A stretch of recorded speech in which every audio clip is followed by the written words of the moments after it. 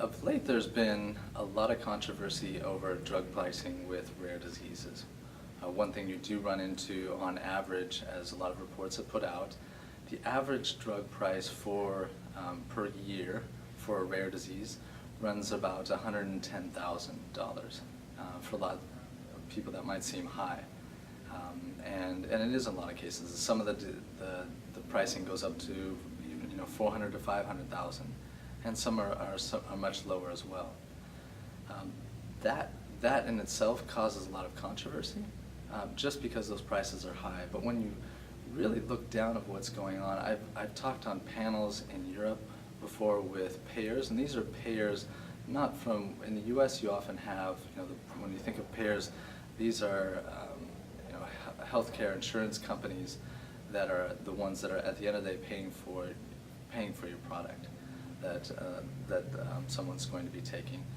And in Europe, you have a one-payer system, so it's the government, and they'll have different representatives from the government coming and sitting on the panels. And what's really disturbing to me is when you break it down and you ask the simple question to people is, how much of your total budget is spent on rare diseases? It's a drop in the bucket, and most of them don't even want to answer the question. And that's why on those panels, I'll come in prepared with the facts based on if it's someone from France or if it's someone from the UK. I'll come with that knowledge, with those budgets, and expose it there, and then and throw it out to them there. One reason why a lot of payers will focus on it, especially in Europe, is it's a political game, and it's just as much of a political game in the U.S. as well. It's extremely a political game in Europe because you have a political party that wants to look like it's doing something good for the masses. It's easy to isolate high prices for orphan drugs and start attacking them and say you're doing something good for the general public, when in all actuality you're doing something really bad and really detrimental for a space that's working excellent, for how it was exactly set up. The Orphan Drug Act was set up in 1983. It was designed to incentivize companies to start producing products for rare diseases. You have, both in Europe and the US, you have either the tax incentives, you have reduction or elimination of filing costs to help, because a lot of times they're younger and smaller companies that are actually pursuing the initial stages for rare diseases and the development of them.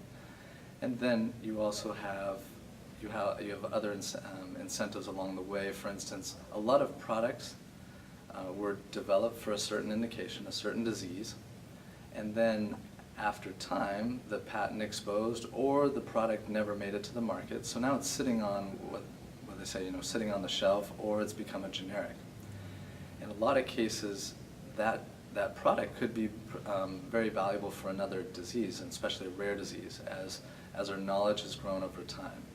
But without any type of protection, there's no incentive for a company to spend all the money to develop that product. That development can cost anywhere from $500 million to over $1 billion. And if they did that without any type of protection, like a patent protection, that would allow any potential competitor to afterwards just come in with even the same pricing or a lower pricing, and be able to ensure that they don't really make back a return of investment on the investment that they made. So one thing that was enacted was 7-year market exclusivity. That exclusivity acts as somewhat of like a patent, thus protecting the company and allowing them to market that product without any competition if it's a generic or if it's if it doesn't have any patent. And that's been extremely valuable. One of the myths that's come into play is that 7-year exclusivity provides a monopoly, and that's not the case. That's completely false. It's extremely detrimental to the companies that are out there slaving away trying to do something good for a rare disease. It's detrimental for patients who need these products. They have nothing.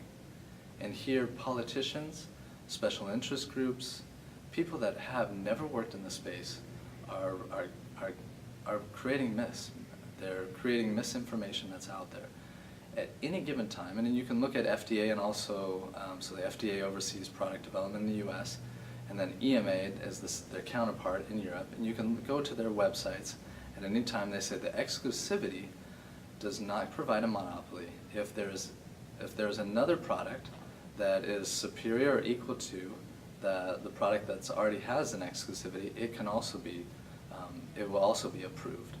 So that means there can be two products for the same rare disease that are enjoying a 7 or a type of exclusivity.